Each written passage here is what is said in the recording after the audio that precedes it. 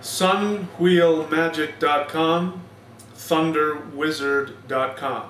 So today I want to talk to you about the Paleolithic Continuity Paradigm and the ramifications that this new understanding has on reconstructionism for modern pagans and heathens.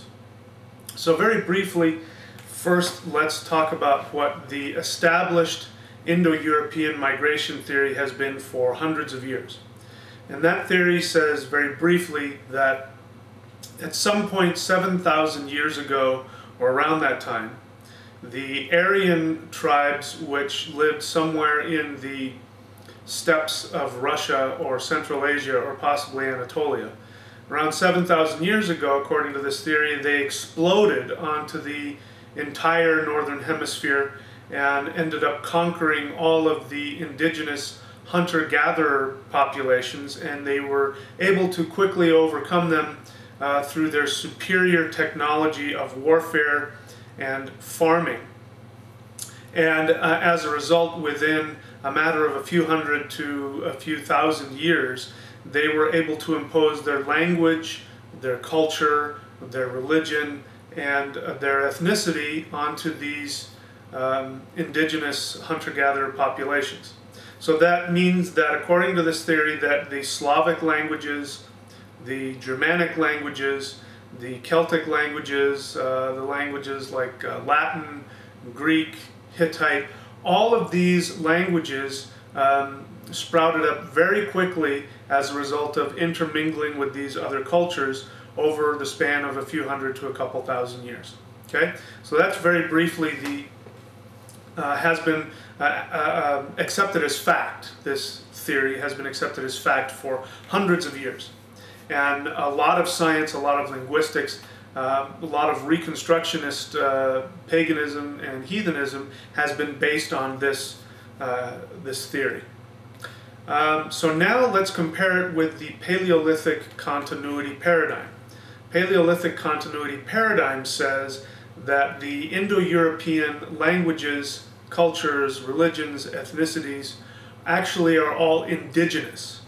That would mean that the Celtic tribes, the Germanic tribes, the Slavic tribes, the Greeks, the Romans, the Hittites, all of these were indigenous to the regions with which they are associated with today. That they've been there since the first human beings arrived in the Northern Hemisphere, and they developed their own languages over tens of thousands of years. So this theory says that language is very slow to change, and that it tends to not change at all unless there's some kind of external influence.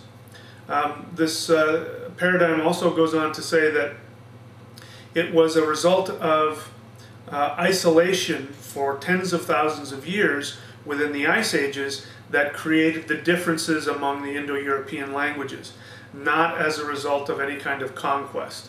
That farming may have been introduced from outside of different regions, but it was not as a result of warfare. It was just the natural evolution that happens when traders come in and they bring in new technologies and new ways of functioning better. So these are the two theories, and you can see they're very different. I also want to tell you the difference between a theory and a paradigm. A theory is usually something that somebody comes to a conclusion, comes to a hypothesis in one field of study, and so it's called a theory. A paradigm is when you have multiple disciplines coming to the same conclusion independently of each other based on completely different data. And this was the case with the Paleolithic Continuity Paradigm. As it happened, linguists, archaeologists, historians, and experts in DNA were coming to conclusions that were completely antithetical to the understanding of the Indo-European migration theory. And I've already basically told you, the conclusions that they came to. But the point is that they were doing this independently, and this started happening in the 80s and the 90s. And people, scientists were keeping these conclusions to themselves because the accepted understanding of the Indo-European migration theory was so established that they didn't want to look ridiculous. So they really kept it to themselves and really kept looking at the evidence, trying to make sense of it. It wasn't until that linguists and archaeologists and geneticists started talking to each other that they started finding out, hey, I'm not the only one coming to this conclusion.